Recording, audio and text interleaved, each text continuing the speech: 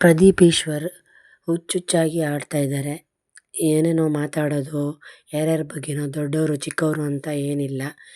ಇವರಿಗೆ ಚಿಕ್ಕಬಳ್ಳಾಪುರದಲ್ಲಿ ಶಾಸಕ ಆಗಿದ್ದಾರೆ. ಅವ್ರದ್ದು ಅದರ ಅಭಿವೃದ್ಧಿ ನೋಡಿಕೊಂಡು ಆರಾಮಾಗಿರಬೇಕು. ಅದನ್ನು ಬಿಟ್ಬಿಟ್ಟು ಮೋದಿ ಬಗ್ಗೆ, ಅಮಿತ್ ಶಾ ಬಗ್ಗೆ, ಕುಮಾರಸ್ವಾಮಿ ಬಗ್ಗೆ ಅವ್ರ ಬಗ್ಗೆ ಎಲ್ಲ ಹೇಳುವಂಥ ಒಂದು ಅರ್ಹತೆಯೇ ಇವರಿಗಿಲ್ಲ. ಅವರು ಎಷ್ಟೋ ವರ್ಷದಿಂದ ರಾಜಕಾರಣ ಮಾಡ್ಕೊಂಬಂದವರು. ಕುಮಾರಸ್ವಾಮಿ ಒಬ್ಬ ಪ್ರಧಾನಿ ಮಗ, ಆಮೇಲೆ 2 ಸಲ ಮುಖ್ಯಮಂತ್ರಿ ಆದವರು.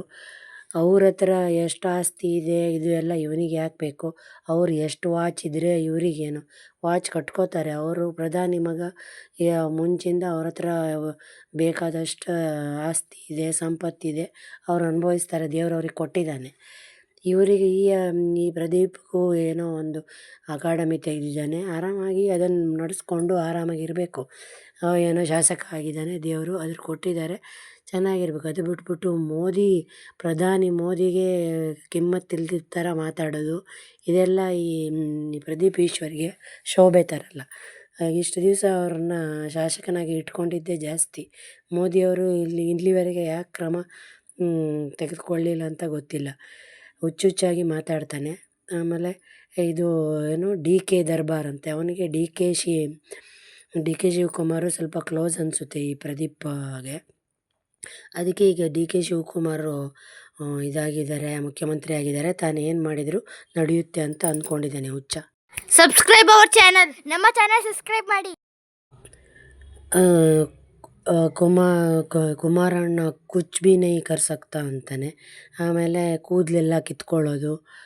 ಆಮೇಲೆ ಮೋದಿ, ಅಮಿತ್ ಶಾ, ಕುಮಾರಣ್ಣ ಕುಚ್ ಭಿ ನಹೀ ಕರ್ ಸಕ್ತಾ, DK ದರ್ಬಾರ್ ಅಂತ ಹೇಳ್ತಾನೆ.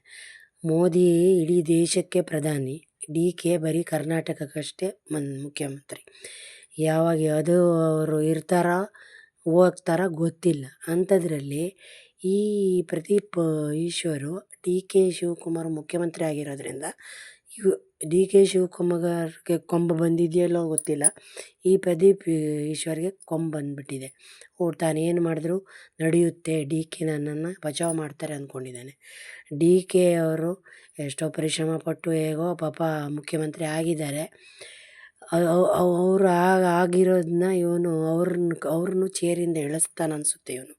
ಇವನಿಗೆ ಯಾಕೆ ಬೇಕು ಇಲ್ದಿದ್ದು ದುಸಾಬರಿಗಳು? DK ಕುಮಾರಸ್ವಾಮಿದು ಏನೇ ಪ್ರಾಬ್ಲಮ್ ಇದ್ದರೂ ಅವ್ರು ಸಾಲ್ವ್ ಮಾಡ್ಕೊತಾರೆ. ಅದರ ಬಿಟ್ಬಿಟ್ಟು ಇವನು ಮೋದಿಗೆ, ಅಮಿತ್ ಶಾಗೆ, ಕುಮಾರಸ್ವಾಮಿಗೆ ತುಮ್ ಲೋಗ್ ಕುಚ್ ನಹೀ ಕರ್ ಸಕ್ತಾ, DK ಕಾ ದರ್ಬಾರ್ ಹೈ, ಏನೇನೋ ಹುಚ್ಚುಚ್ಚಾಗಿ ಹೇಳ್ತಾನೆ.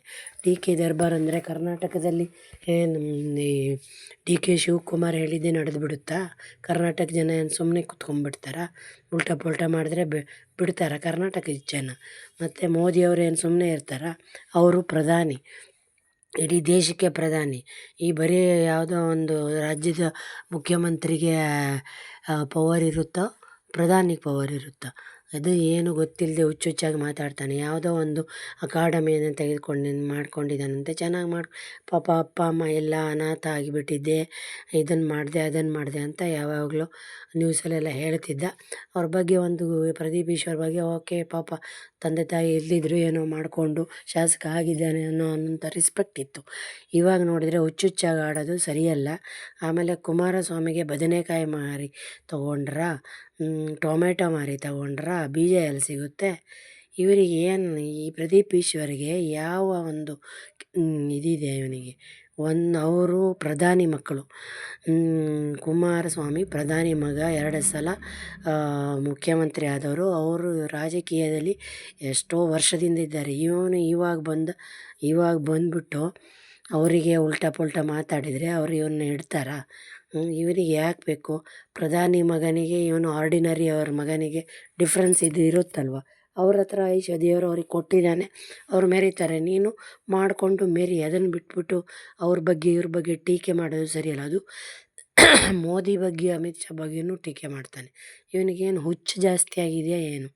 ನನಗೆ ಅನಿಸುತ್ತೆ ಅವನು ಪ್ರದೀಪ್ ಈಶ್ವರ್ ಮಾನಸಿಕ ಅಸ್ವಸ್ಥನಾಗಿದ್ದಾನೆ. ಅವನನ್ನು ಮೆಂಟಲ್ ಹಾಸ್ಪಿಟ್ಲಿಗೆ ಕರ್ಕೊಂಡೋಗಿ ಟ್ರೀಟ್ಮೆಂಟ್ ಕೊಡಿಸೋದು ಒಳ್ಳೆಯದು. ಡಿ ಕೆ ಶಿವಕುಮಾರ್ನ ಸೀಟನ್ನು ಅವನು ಕೆಳಗಿಳಿಸ್ತಾನೆ. ಡಿ ಕೆ ಶಿವಕುಮಾರ್ ಇವನಿಂದ ತಲೆ ತಗ್ಗಿಸೋ ಹಂಗೆ ಅವನು ಮಾಡೇ ಮಾಡ್ತಾನೆ.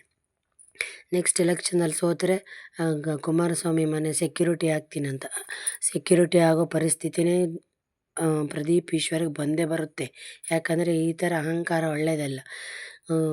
ಅವರು ದೊಡ್ಡವರು, ದುಡ್ಡಿದ್ದವರು, ಅವ್ರ ಹತ್ರ ಹೋಗಿ ಗುದ್ದಾಡೋದು ಏನಕ್ಕೆ ಬೇಕು ಇವರಿಗೆ, ಅದು ಇದು ಹೇಳೋದು ಎಲ್ಲ. ದೇವೇಗೌಡರು ಅಂದರೆ ಅವ್ರ ಮುಂಚೆಯಿಂದ ಅವ್ರ ಹತ್ರ ದುಡ್ಡುಗಳಿದೆ, ಭೂಮಿಗಳಿದೆ, ಎಲ್ಲ ಇದೆ. ಎಲ್ಲರೂ ಮಾಡ್ಕೊಂಡಿದ್ದಾರೆ. ಅವರೊಬ್ಬರೇನಾ? ನಿನ್ಗೆ ಯಾಕೆ ಬೇಕಪ್ಪ, ನಿನ್ಗೆ ಬೇಕಾದ್ರೆ ನೀನು ಮಾಡ್ಕೊ. ಅದನ್ನು ಬಿಟ್ಬಿಟ್ಟು ಟೊಮೆಟೊ ಮಾರ್ತಾರೆ, ಬದನೆಕಾಯಿ ಮಾರ್ತಾರೆ, ಚೀಪಾಗಿ ಆಡೋದು, ಇದೊಂದು ಶಾಸಕ ಮಾತಾಡೋ ರೀತಿನ ಇದು? ಈ ಪ್ರದೀಪ್ ಸ್ವಲ್ಪ ಮಾನಸಿಕ ಅಸ್ವಸ್ಥನಾಗಿದ್ದಾನೆ ಅನಿಸುತ್ತೆ.